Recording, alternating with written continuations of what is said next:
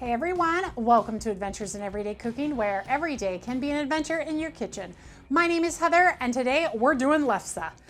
I am half Norwegian and half Irish, and lefse is one of those recipes that we do every year, regardless of the year, because we get together as family and we have a lutefisk dinner. Now, I don't eat the lutefisk, not ever. I mean, once in a while, some great uncle will be like, hey, you must try the lutefisk, and yes, I will try it, but usually I steer clear. We usually just eat it with Swedish meatballs, you know, with potatoes, and oh my, I'm salivating. I just can't wait. Lefse is one of our favorites. It's like a tortilla, but it is made out of potato. So, are you ready for this adventure? I know I am. I am super ready because it is one of my favorite Norwegian things that my family makes. So, you ready for this adventure? Let's go. Okay, you guys, like I said, this recipe is super easy, but a little bit time consuming because number one, you need boiled potatoes that are soft and ready to be made into mashed potatoes. You also need a ricer. So this is just a Joe Average ricer. I've had it for many, many years. And how it works is you put your potatoes in and you squish them through. It is a painstaking process. So as I do the rice and the potatoes, you'll probably be watching it and fast forward because this whole 10-pound pot of potatoes will probably take me about, I don't know, 20 minutes to rice or so. Like it takes a little bit, but it is so worth it. So what I'm gonna do here is I'm going to grab some potatoes. We are gonna put them into our ricer like this. And then we are just going to rice our potatoes into the bowl. And that is all we're going to do for the next 20 minutes because this is 10 pounds of potatoes. Now, do you have to make it in 10-pound intervals? Well, no, but 10 pounds makes enough lefse that we'll be happy for about a week here in this house, maybe less, depending on who all eats the lefse and when they eat it. I've made this recipe with my children before. I actually might have a picture of my daughter right here. Yep, she's making lefse. So we do make this recipe and my family gets together every year, all the great uncles and some of my cousins and you know, extended family, they all get together and do lefse and bring it to our lutefisk little get together at Christmas. It's so much fun. Usually when we do this all as a family, we get all of the guys to squeeze and rice the potatoes because it works your muscles very well. So you won't have to do any no arm day. Today is arm day. So don't do the arms if you go to the gym earlier before you make the lefse. Whew, I broke a sweat. But our potatoes have been riced. Okay, now our next step is really easy. We are going to have melted butter, heavy cream, salt, and sugar. Yes, sugar. And we are gonna mix it into our potatoes, not with a whisk. It will get stuck inside the whisk. We're just gonna do it with a spoon. And in the end, you may have to use your hands. It's just the way it goes. Yep, we're gonna use our hands now. Scoop it from the side, push it in the middle so that everything sees some of that cream and butter. And since it takes about 20 minutes to rice these potatoes have come almost to room temperature, which is where they need to be in order for us to move on to our next step. All right, next we are going to add our flour. So we're just going to sprinkle in flour, give it a mix, sprinkle, mix, sprinkle, mix. Again, you may end up using your hands, but you can start off with a wooden spoon, something rigid, but in the end, your hands are going to be what finishes off this dough. Already with the hands. You can just tell, and using your hands, it just makes it more fun maybe, or messy, maybe more messy, but it gets everything incorporated much easier. All right, and once the dough comes to about this consistency, it's definitely going to be sticky. And all of your flour is incorporated. We are gonna start making some lefse balls. We're gonna take some dough and probably, I don't know, the size of a nice meatball, nice sized meatball, and we're going to roll them around into a little ball. And then we're gonna set them over here on our baking sheet so that they can rest there for just a little bit while we make all of the balls. Actually, you know what I'm gonna do? So they are all the same size.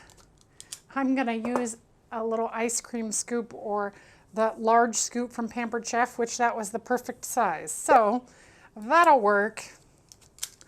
And just roll them really well and do that to your entire dough.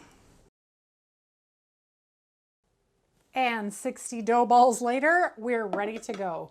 We're gonna use our electric grill and griddle from Pampered Chef to do this recipe. So I'm gonna go ahead and open it up all of the way so that I can use both sides, and I'm actually going to roll them and make them immediately.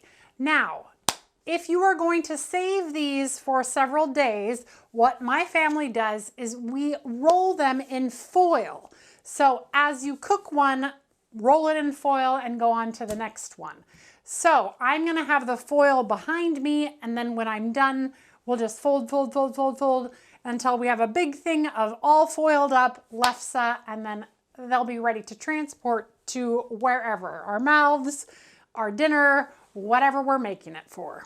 All right, so I'm gonna go ahead and get the electric grill and griddle started, and we're gonna set it for 400 degrees on the top and the bottom. Usually you have a pastry cloth. Some people use socks around their rolling pin. You don't actually need all of that stuff. You just need a little patience and a little parchment. So what we're going to do first is we are going to lightly flour our surface, and then we're gonna take our dough ball and set it right down on top. We're going to lightly flour that, and we are gonna put our parchment down on top. And I am just going to press down just a little bit. Now, the key when rolling these out is not to roll them too thin and not to roll them too thick. Too thin and they will just disappear. Too thick and they'll be gummy in the middle. You definitely don't want that. So we're just going to take our rolling pin and roll them out to about 1/8 of an inch or so. And traditional lefse is usually about a rectangle or an oval type rectangle, but you know, it's all gonna taste delicious. So just do the best that you can in what it looks like, because you know, it's all gonna taste good. All right, check it out. So, and I'm going to dust it off just a little bit. And there you go. First lefse is rolled out. Let's just grab another piece of parchment and get the next one rolling out. So, soft roll. Let the rolling pin do most of the rolling for you. You don't even have to press very hard at all. That one's almost perfect. Ta-da! There we go. Our next one is done. And I'm going to dust some of the excess flour off.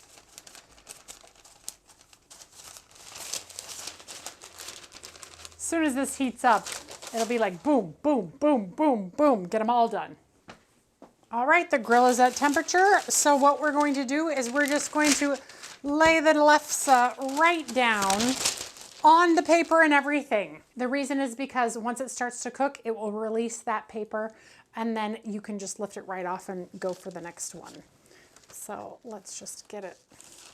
And like I mentioned, you won't have to do this with all of them, because once the grill is hot, you just get it right off and onto the griddle.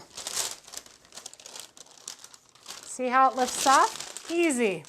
All right, so now we're gonna give it a couple minutes per side. And we're gonna move that over because we can actually get our next one right on and then go for the next one. So it'll move right along here. As soon as we start to see a little color on them, then it's time to flip over. So here's the next one, ready to go. Get that right on there. Oops, I just put a hole in it. So sorry, Sir Lefse. They're fragile. Until they're cooked, they're fragile. Let's look, I see some bubbles forming.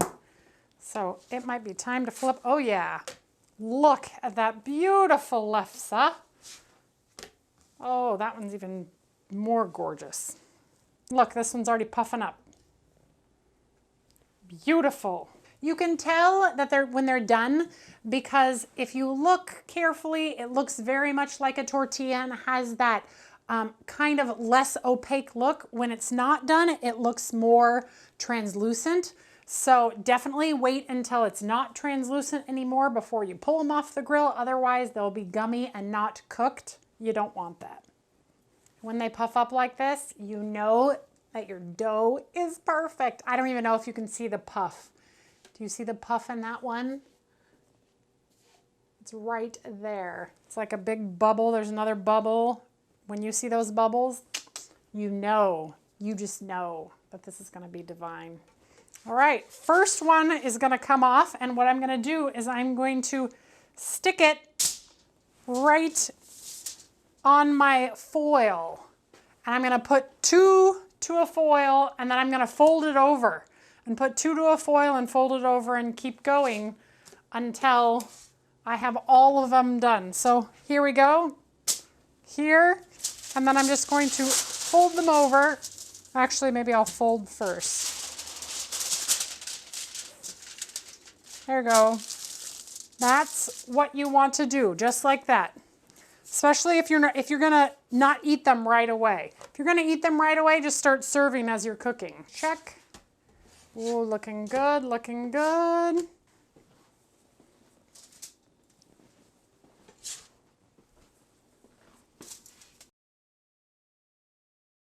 All right, while those are finishing up, I'm gonna show you what they taste like. How do I show you what they taste like? I don't know. But they are very much like a tortilla. This shape, obviously, you know, I'm not a professional lefse maker. Let's get close. You can see very much like a tortilla in its form. However, not like a tortilla. And I'm interrupting my original video because a couple days later, I don't know why I didn't think about it, but I needed to tell you that this does indeed work in the air fryer. So I'll show you how to do that in a second. But I also forgot to tell you that you can freeze, hear that? This is a frozen one. You can freeze the portions of lefse in your freezer. Just put them on a piece of parchment paper inside your freezer and then store them in a bag until you're ready to use them. And when you're ready to use them, take whatever lefse you want out. So like today, I want 5. So took the lefse out about an hour and a half ago, and they get soft again like this, see, so that I can roll them out and move on with my lefse making. Now, how do we do it in the air fryer? Well, I am so glad you asked. There is one in there right now, and it takes about 8 to 10 minutes in the air fryer. So it doesn't take any less time than on the griddle, but you don't have to fuss over it. Well, maybe a little bit of fussing. So, as you can see right there, I have a perfect piece of lefse. Let me just show you what to do and how it works. Now, the first time I did lefse in my air fryer, I actually forgot to put it on a piece of parchment paper, put it directly onto my rack here, and it stuck and I couldn't get it off. I had to pick it off like cracker. So now I put it on the parchment, get it into the air fryer, and I'm gonna set it for 8 minutes. At the halfway mark, I do want to flip this over. If you do not flip it over, it will get too brown on the top. So let me show you the consistency of a frozen one.